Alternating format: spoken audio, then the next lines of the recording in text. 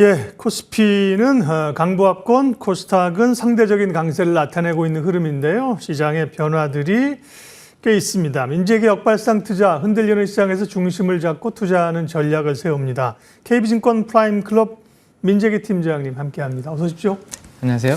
일단 국내 증시를 보기 위해서는 매크로 변수를 체크해야 되는데요. 미국 대선 주자들의 TV 토론이 있었고 네네. 프랑스의 총선이 결과가 나왔고 또 엔화 약세, 중동에도 계속 좀 불안하고요. 네, 매크로 이슈가 많습니다. 이번 주 핵심 변수들하고요. 시장 전망 좀 해주세요. 네. 일단 지난 금요일에 이제 물가 지표 나왔는데 물가는 완만하게 계속 이제 그랬죠? 좀 안정을 찾는 그러한 흐름을 보여주고 있습니다. 지난 1분기에는 살짝 이제 주춤했었는데요. 5월달 PC가 3년 내 최저치를 기록하면서 안정적인 흐름을 좀 보였습니다. 지금 박스로 이렇게 빨간색이 되어 있는 부분들을 보시면 전체적으로 숫자가 나쁘지 않다라는 건데 보통 이렇게 되면 금리 인하에 대한 기대감으로 금리가 이제 하향 안정화가 되는 것이 이제 일반적이죠. 근데 지난주 금요일 날 미국 증시가 정강 후약으로 이제 끝이 났는데 오히려 오후 갈수록 금리가 위로 상승을 하고 지수는 빠지는 그러한 그림이 나타났는데요. 이 그림 금리 흐름을 한번 보시면 전고점을 갑작스럽게 이렇게 돌파하고 올라가는 그러한 그림이 나타나고 있습니다. PC와 관계없이 다른 요인으로 이제 금리가 좀 위로 튄 게 아닌가라는 생각을 할 수 있을 것 같고, 그럼 뭐가 이 영향을 좀 받았을까라는 부분들을 봐야 되는데, 조금 전에 우리 박사님께서 말씀해 주신 것처럼 선거를 앞두고 토론이 있었는데 토론에서 분위기가 완전히 이제 트럼프 대통령이 후보가 현 대통령을 압도하는 약간 분위기였다라는 겁니다. 그래서 지금 민주당에서는 빨리 좀 후보를 교체해야 되지 않느냐라는 이야기까지 나오고 있는데, 바이든 대통령은 여전히 충분히 이길 수 있다라고 지금 버티고 있는 것 같습니다. 그래서 이 부분이 이제 금리에 영향을 좀 주는 부분들이 있었다라고 보시면 될 것 같은데, 과거에 이제 오바마 대통령 시절, 그리고 트럼프 대통령 시절, 그다음 또 바이든 대통령 시절에 물론 코로나 이후에 이 부분을 제외한다고 하더라도요, GDP 대비해서 재정 적자의 비율이 계속 올라가는 게 과거의 트럼프 대통령 시절의 흐름이었기 때문에 이 부분을 미리 시장에서는 약간 조금 선반영을 토론의 흐름에 따라서 한 게 아닌가라는 생각을 할 수 있을 것 같아요. 그래서 금리가 조금 슈팅을 하면서 전체적으로 미국 증시가 오후 들어서 좀 밀리는 그러한 그림이었고, 또 하나는 이제 조금 전에 말씀해 주신 것처럼 지금 프랑스 총선이 지금 이제 진행이 되고 있지 않습니까? 이 부분이 이제 혹시라도 또 극우가 조금 우세한 부분으로 이제 된다라면 유로화에 또 영향을 줄 수 있겠고, 유로화와 함께 지금 달러를 많이 또 비중을 차지하고 있는 엔화까지도 이번 주에는 중요한 좀 움직임이 될 것 같아요. 왜냐하면 그들이 결국에는 달러 인덱스에 영향을 주고, 달러 인덱스의 영향에 따라서 우리나라 외국인 수급에 영향을 주기 때문입니다. 자, 일단 오늘 오전까지는 외국인들이 큰 규모의 매도는 없는 상황이고요. 코스닥과 코스피 양시장 소폭 지금 순매도 관망 정도 수준이라고 볼 수 있을 것 같아요. 이 정도는 괜찮습니다. 이 정도는 괜찮은데 혹시라도 이러한 매크로 이슈로 인해서 달러가 아주 강하게 움직인다라면 외국인 매도세가 혹시 더 커질 수 있다라는 점을 염두는 좀 해둘 필요가 있다라는 겁니다. 일단 프랑스 국채, 독일 국채가 이게 이제 위험을 나타내는 중요한 또 스프레드 중에 하나다라는 말씀을 드린 적이 있는데, 최근에 금리 차가 다시 좀 벌어지고 있고 2012년도 유럽 재정 위기 이후에 최고치로 벌어지고 있기 때문에 여전히 매크로 관련된 이 프랑스 관련된 이슈는 우리가 또 긴장감을 가지고 모니터링을 좀 해야 되지 않을까라는 생각입니다. 마크롱의 승부수인데요. 이제 어렵게들 지금 가고 있는 상황들입니다. 그렇죠. 그리고 엔화는 왜 이렇게 약습니까? 160엔 넘어졌어요? 월가에서 이제 매매를 많이 잘하시는 분들은 160엔도 이제 잊어라라는 기사가 블룸버그에 막 나오고 하더라고요. 더 치솟는다는 얘기예요? 170으로 간다라는 거죠. 160은 그냥 잊어라라는 내용인데 170엔까지 더 떨어질 가능성. 그러니까 미국의 금리 인하는 조금 이제 아직까지는 요원하는 상황이고, 그러다 보니까 미국과 일본과의 금리 차 이런 부분들로 인해서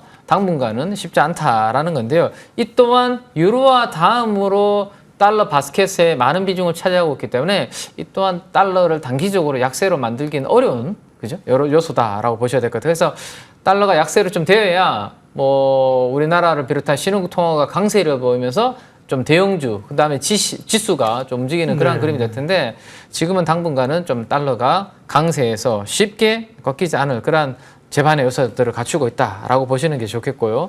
자, 그러면 이번 주에 전체 시장의 흐름은 좀 어떻게 될 건지를 전망을 해본다면 지난주 금요일 날 오래간만에 삼성전자와 SK하이닉스 쪽으로 외국인들의 양매도가 이렇게 나왔는데 합계는 1,166억 정도가 매도가 나왔습니다.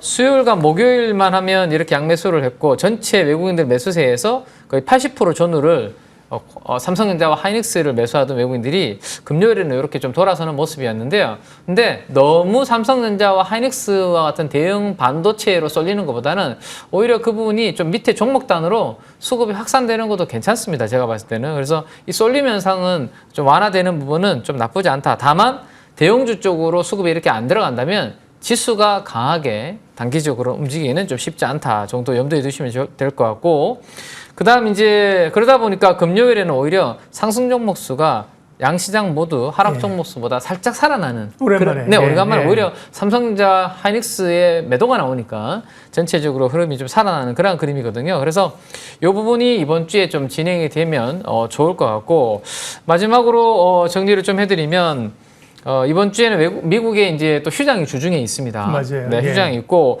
또 밑에 보시는 것처럼 코스닥에 또 신규 상장 종목들이 있습니다. 그러면 또 자금을 일부 또 빨아들일 수 있는 그런 역할을 할 수 있기 때문에 이번 주에도 전체 시장의 지수보다는 좀 종목 단으로 좀 압축을 해서 좀 보시는 게 좋지 않을까라고 정리를 해드리면 될 것 같습니다. 네. 미국은 독립기념일 휴장이 있고 전날 아마 뭐 반장만 열리고 네, 그렇죠? 맞습니다. 이런 얘기도 있습니다. 엔화 약세는 일본 여행 가시는 분들에게는 좋지만 투자자들에게는 고민이 사실 또 여러모로 있죠. 네. 그 부분은 잠시 후에 저희가 또 김한진 박사님 모시니까 매크로 시간대 자세히 살펴보겠고요. 지금 말씀하신 그 변수들을 보면 변동성 요인들을 머금고 있어요. 그러면 이제 7월을 시작하면서 어떤 전략을 취해야 될지, 또 좀 오늘 말씀하실 주목할 섹터는 어디입니까? 네, 일단 우리가 7월을 이제 첫날이니까 예. 7월이 어떻게 될지에 대해서 과거 통계를 가지고 한번 예상을 한번 해본다면 예. 2010년도 이후에요. 코스피가 월간 상승률이 5% 이상 됐을 때는 그 다음 달 상승할 확률이 높았다라는 네. 겁니다. 지금 표에서 한번 보시는 것처럼 6월 마지막까지 다 하면 여기 6% 정도 상승을 했는데요. 6.1% 정도 그죠? 되네요. 요거 6%인데 요거는 이제 마지막 날까 빠져 있기 때문에 그런데 전체적으로 지금 보시는 것처럼 5% 이상 상승한 그 다음 달은 네. 거의 16번이 상승을 했습니다. 예. 20번 중에 20번 중에 확률 높네요. 14번, 16번 정도 상승했습니다. 확률이 높다. 그래서 이번 달에도 좀 시장은 전체적으로 나쁘지 않을 가능성이 있지 않을까 정도 한번 통계를 가지고 볼 수 있을 것 같고, 네. 그다음 그리고 이제 이게 차트상으로 보면 우리가 삼각 수렴형이라는 패턴 이야기를 네. 기술적 분석에 보면 있는데요. 작년도 초에도 약간 이런 패턴을 보이다가 지수가 추가적으로 상승하는 그런 흐름이 있었는데 이번에도 하반기에 그래도 한 번쯤에 파동은 보여줄 수 있지 않을까. 이 정도 한번 기술적인 부분까지도 예. 한번 보시고 섹터로 한번 본다라면 일단 우리나라 원화가 지금은 좀 약하잖아요.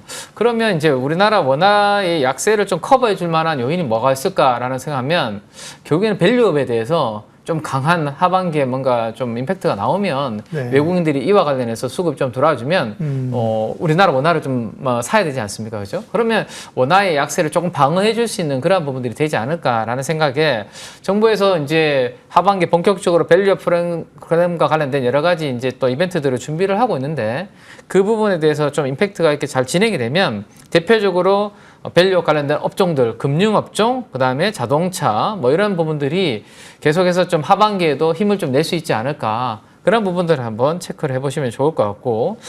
또 하나는 이제 방산이 지난주 금요일에는 전체적으로 괜찮았다가 오늘은 조금 쉬고 있습니다.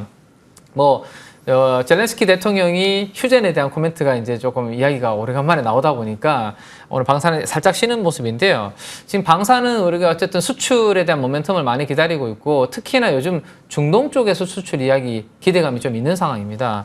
사우디아라비아에서 재정 지출 쪽에서의 내용들을 보면 작년도 대비해서 뭐 올해 그리고 이렇게 증가하는 쪽들을 보면 국방 쪽이 그래도 줄어들지 않고 양호하게 좀 성장하는 부분들이 우리나라의 방산 수출과 연결되지 예. 않을까라는 기대감이 좀 있기 때문에 방산은 최근에 UAE 대통령께서 첫 방한을 했을 때도 무기류 관세에 관련된 부분을 즉시 철폐 관련된 이야기도 하면서 수출에 조금 힘을 실어줄 수 있는 네. 예, 그런 밑바탕도 만들어주고 있거든요. 그래서 저는 뭐 우크라이나 쪽의 뭐 휴전과 관계없이 우리가 최근에 전쟁을 많이 경험했기 때문에 이 부분과 관련해서는 중장기적으로 계속 좀 모멘텀은 이어지지 않을까라는 생각이 들고요. 그 다음에 이제 우주 쪽을 한번 보시는 거 괜찮을 것 같아요. 7월 달에. 지금 2025년도에 국가 연구개발 사업 예산 배분 조정안을 보시면 확실히 올해 대비해서 내년도도 우주 쪽도 이렇게 증가하는 그런 모습들을 좀 볼 수 있을 것 같습니다. 그러면 이제 예산이 이렇게 2027년도까지 증가하는 분위기 속에서 어느 쪽으로 세부 예산이 좀 집행이 되는지를 보면 빨간색 그래프인데요. 빨간색 그래프만 유독 눈에 좀 띄는 모습인데 네. 이게 위성체를 제작하는 쪽입니다. 우리나라에서 위성체를 제작하는 대표적인 기업이라면 세트랙아이라는 기업이 있고 세트랙아이가 최근에 박스권을 조금 돌파해서 우상향을 만들려고 하는 모습들이 오늘도 지금 전개가 되고 있거든요. 그래서 작은 테마에서는 여전히 위성체를 제작하는 우주 쪽을 보시는 것도 한번 또 괜찮은 흐름이 될 것 같고요. 그 다음 이제 지난주에 핫했던 쪽이 아마존이 우리나라 K-뷰티와 관련된 컨퍼런스를 개최한 이러한 부분들로 인해서 앞으로 우리 인디 브랜드들이 아마존에 많이 진출할 것이고 그와 관련해서 화장품을 만들어주는 ODM 관련된 기업들까지도 이제 주목하는 그런 흐름들이 나타났었는데요. 일단 화장품은 이미 좀 많이 오른 상태죠, 사실은. 그래서 이 아마존에서 우리나라 기업들 브랜드샵이 진출하고 거기에서 많은 매출이 일어났을 때 네. 관련해서 수혜를 볼 수 있는 정산을 해주는 기업이 헥토 파이낸셜이라는 기업이 있습니다. 한국 기업입니까? 네, 한국 기업입니다. 네, 네. 셔틀뱅크라는 회사가 과거에, 예. 사명이 변경된 예. 기업인데 뭐 선정산을 먼저 해주는 이런 부분들이 있는데 그럼 우리나라 국내 입점한 기업들 입장에서는 자금을 먼저 받을 수 있는 그리고 유통시킬 수 있는 부분이 있기 때문에 네. 이러한 부분들이 오히려 아마존에서 뭔가 우리나라 기업들이 장사를 잘했을 때 또 수혜를 볼 수 있는 결제 서비스까지 연결이 되기 때문에 관심 있게 한번 보시는 것도 괜찮을 것 같습니다. 네.